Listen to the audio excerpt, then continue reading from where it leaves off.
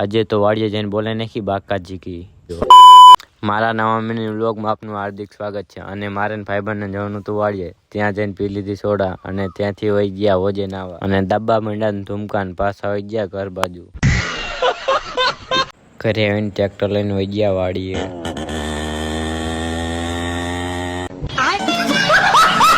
વાડીએ પગીને નાખી દીધા સા અને વળી પાછા ટ્રેક્ટર લઈને પાછા વહી ગયા ઘર બાજુ।